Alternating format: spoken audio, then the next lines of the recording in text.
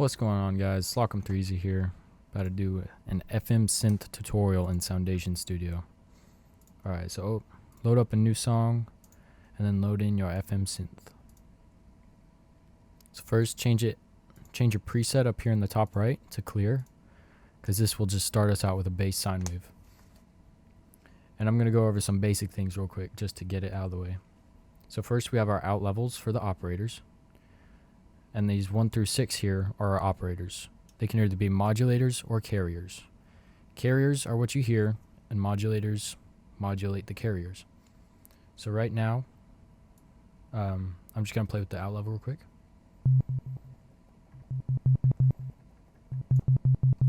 Next, we have operator 2. And that's actually changing the sound of operator 1. And in this case, 1 is our carrier, 2 is our modulator. Let's go on to 3, see what this one does. That's just another sine wave. Alright, so after you learn what carrier, modulator, and operator are, let's go on down to this algorithm. So as you can see, we're on algorithm 5 right now. We have a whole list of 32. So if I go to 1,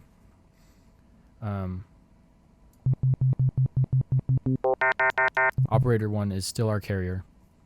Operator 2 is still our modulator.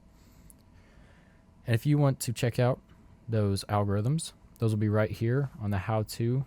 I'll link this in the description. Go ahead and check that out. But basically, all these algorithms are linked right over here. So 2 will be this one. 3 over here will be this one. And then 4, and so on. Alright, so right here, we have 1 through 6 shown. And they've got these funky lines to them. That's called the routing. So 1 is a carrier, carrier, and 3 is a carrier as well. 2 is modulating 1. 4, 5, and 6 are modulating 3. And that's the way it is with all the algorithms throughout the whole list. Any operators on the bottom will be carriers. Anything above them and routing into them will be the modulators. Alright. So next, we have this little loop. Goes back into itself. We can see it right here on algorithm 2 as well. That is actually our feedback. So that will be the operator feeding back into itself to modulate itself and then change the output of the carrier. So if I go over to 1 here, it's not going to do much because I have to turn on 3, 4, and 5. Just for simple sakes, I'm going to go on to 2. Alright, so turn all those down. Next we have just our regular operator. I'm going to turn up the modulator, which is operator 2 in this case.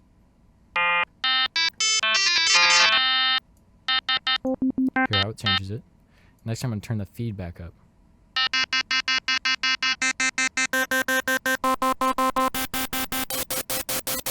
You can hear how it changes itself. Alright, it's the same on algorithm 1. I'll go in depth with that a little bit now.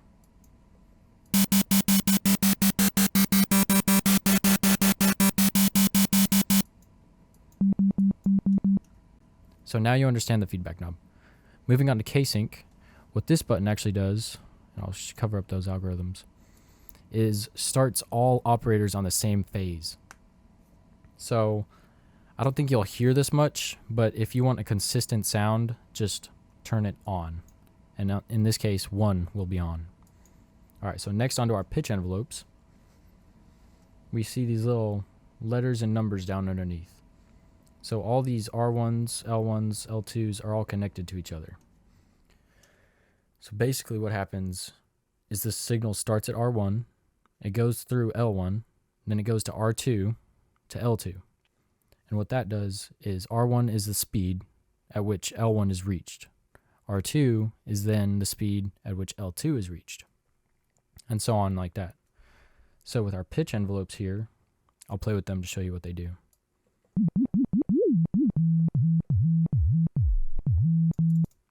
And 50 is our midpoint with no pitch change.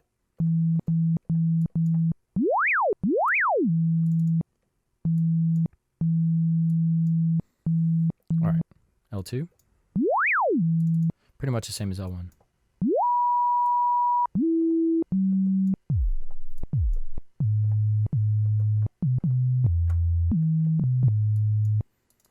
All right, L3 is kind of a sustain.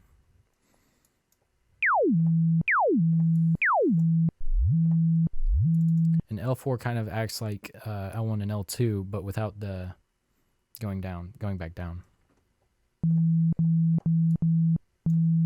All right, so now I'll change the R1 to show you how the speed affects the L1s.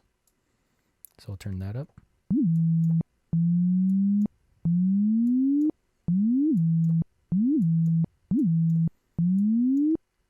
All right, it's the same with L2.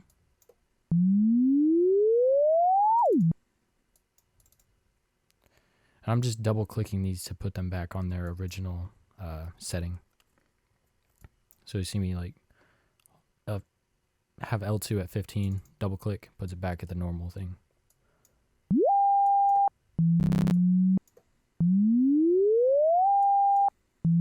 All right, so we can see that these R's affect the time at which the level of L3 is reached. But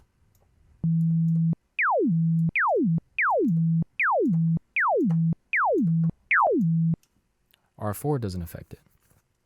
And that's because this R4 and L4 on the pitch envelopes will actually be run through the release on the amp envelopes later in the processing. So I'll get to that in a minute. All right, so with our pitch envelopes down, next we'll move on to coarse, fine, and detune. So coarse is just a coarse pitch. It'll basically change the key at which the tone is played.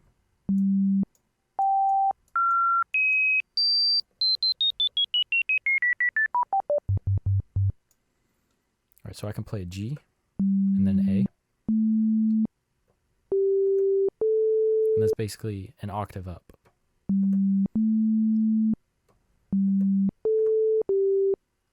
All right, so I'm going to play a G. That's the same note, but an octave up. If I wanted to go another octave up, I'd go up to 4. And if another octave, I'll go to 8.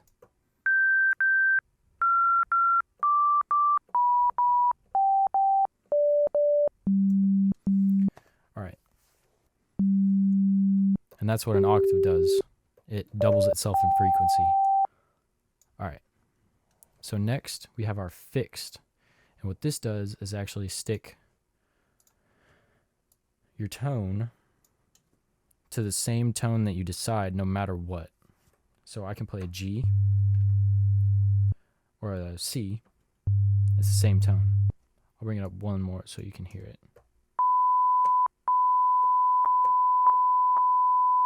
Now I'll turn that fixed off. Put it back at 1. You can hear the obvious difference. So what this does is actually just hold it at a specific frequency. There you go. All right, next is our fine, and I'm going to leave the fixed on to demonstrate it a little more.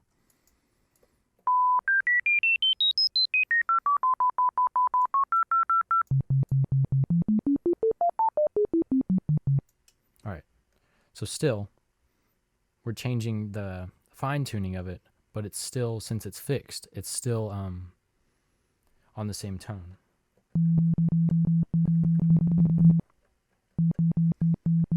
But I can change the tone with this fine knob.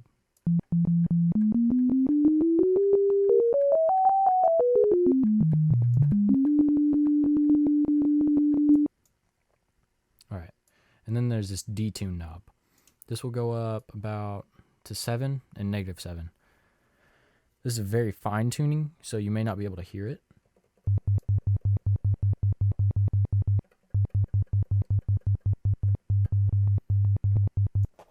And it's the same way without the fixed. You basically can't hear it, but it gives off a very slight tune. All right, next I'll turn this fixed knob off, and we'll put it back at 1. So once again, I'll go over the fine and detune. fine is pretty noticeable, and it does just as it does without with the fixed. And detune is like an even finer detune knob, so you still can barely hear it, but it does change the sound. All right, so next I'll go on to the velocity, and you can actually edit this in your note clips. So we'll turn velocity all the way up, and then go and play with some notes. Throw down a basic little thing. And when you hover over these notes, you can see that it's got this little velocity tab at 75. What you can do is actually go up here, hit this change note velocity icon, and then go to your note and drag up to bring the velocity up, or drag down to bring the velocity down. That will change the volume of your operator based upon the velocity knob. So if I turn these down slightly more each time, it'll kind of fade out, and that's kind of what I'm going for. Oh, that is too fast. All right, so without the velocity change, this is what we hear.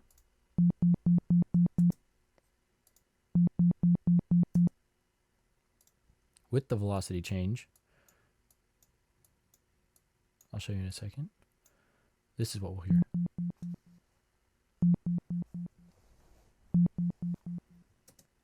And this works with modulators as well. So I'll turn this one up, and we can hear it.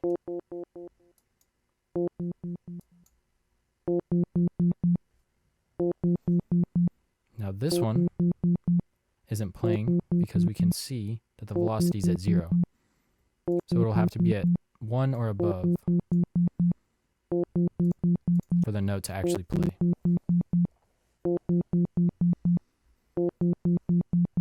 All right. So moving on to this insane little envelope thing they got going. Basically, what we have is R1 as our attack, R2 as our hold or decay, R3 as our sustain or decay, and R4 as our release. And as earlier, these R1s are connected to the L1s and R2 to L2, and so on and so on. So first I'm going to show you how to do an attack. We'll change this first knob because that's where our signal starts.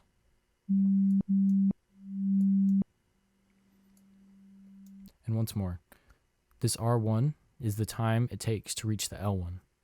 So as I lower this, it'll mean more time to reach the level of L1.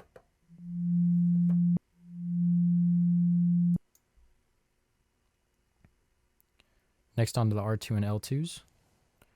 This is basically our hold or decay. So to use it as that, we will have to turn down this L3 and L2. And then play with it a little. And just bring back the timing on it.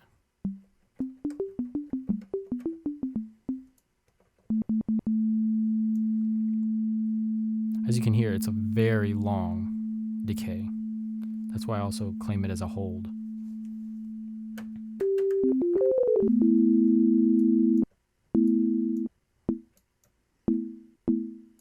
This will work on modulators as well. So I'll turn this up real quick.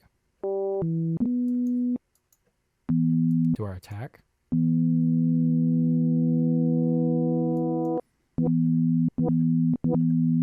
Oops, it's disappearing because I have the L2 and L3 down.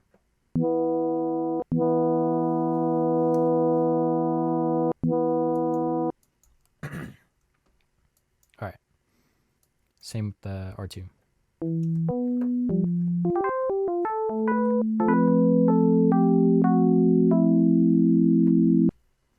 Alright, next onto our R3. And what the R3 and L3 act as is our sustain. So once the signal goes through the L1 and the L2 and the R1 and R2 and such, it hits L3. And L3 holds it. And when we turn this down, we get no signal. We get a little because it has to play through these three first. We can actually change the time of the R3 to act as a decay as well.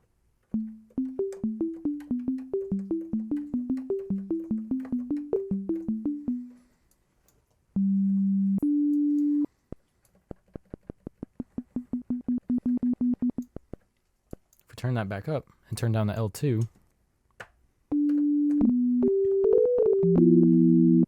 it still sustains because the signal is going through the L3, and that L3 is what holds everything.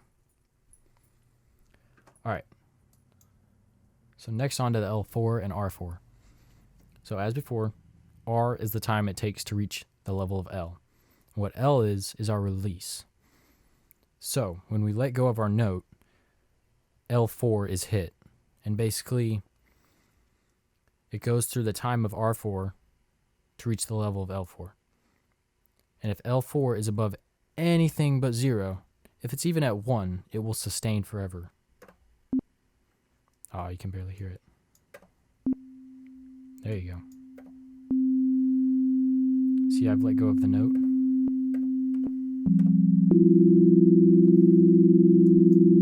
Alright, and if this ever happens, I have a trick for you. Just play a couple keys. After turning the L4 down, of course. So, we can change this R4.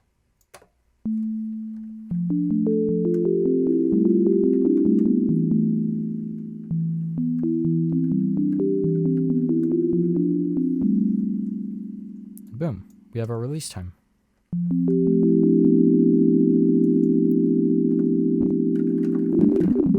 Alright, so I'm going to explain what the banging the keys does real quick.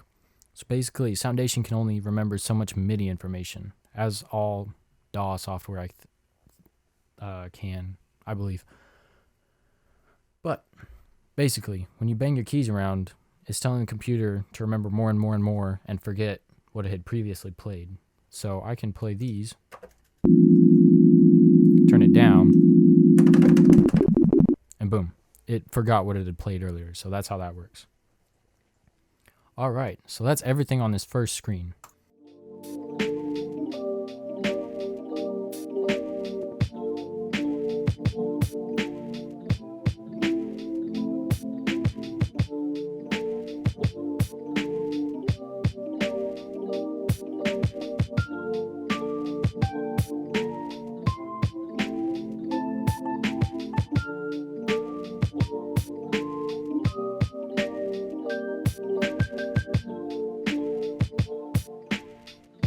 All right, this scaling page is insane.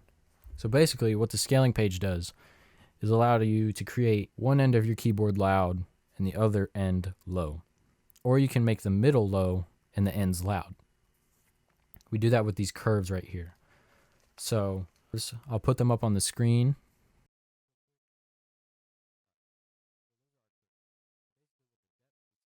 All right, so those are our curves.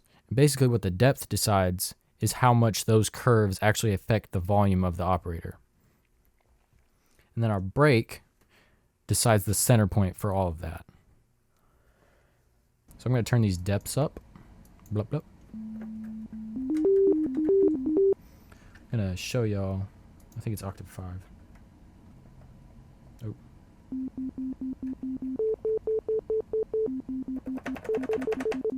I have no velocity modulation on this. So even if I did play my keyboard harder, it wouldn't affect the sound. So you can hear it. This low C is quieter than this A. That's because we changed this depth. So the breakpoint will change what the loudness is, or where the loudest point is. Alright, so it's quieter on the higher notes.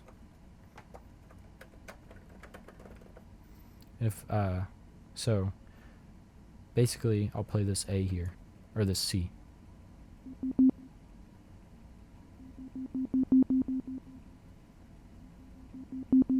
You hear it's kind of fading in and out. That's because the point, or the loudest point, is moving away from that C note. It's moving above it or below it. Above will be above 50, below will be below 50. Alright, and on to our final knob, guys. I can't believe this. I made it through the entire video without my microphone giving up. Alright, so we got our rate. And what this does is kind of acts like a little plucky bit. Alright, so I'm going to go change this to a decay. Hit that. Oh, come on.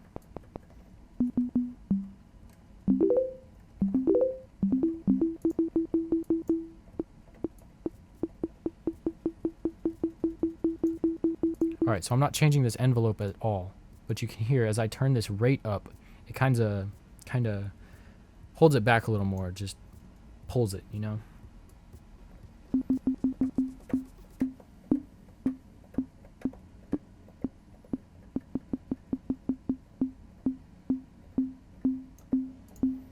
Oh, change this decay to be even a little longer.